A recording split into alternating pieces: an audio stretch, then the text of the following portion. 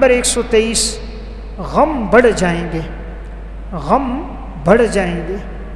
रसूलुल्लाह सल्लल्लाहु अलैहि वसल्लम ने इरशाद फरमाया, वयक्सुरुल हम्म, और हम और गम बढ़ेंगे। ये रिवायत भी अल-फितन में नुआइम बिन हम्माद ने नकल की।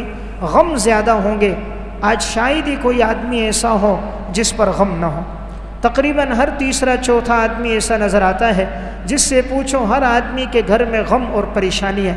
कोई औलाद के गम में मुब्तला है, कोई बीवी की नाफरमानी में मुब्तला है, कोई कारोबार के नुकसान के गम में मुब्तला है, कोई बीमारियों के गम में मुब्तला है, कोई मकान के किराए, बिजली, गैस के बिल, गैस के उसमें मुब्तला है, कोई अपनी गाड़ियों के आए दिन ख़राब होने के गम में मुब्तला है, कोई नौकरों की बदअखलाक़ी के गम में मुब्तला है, कोई दोस्त अहबाब से पहुँचने वाली तकलीफ़ों के गम में मुब्तला है। कौन है जो सुकून में है? मुश्किल ही कोई नज़र आए जो इत्मीनान और सुकून में हो। तकरीबन हर आदमी गम में बढ़ता जा रहा है।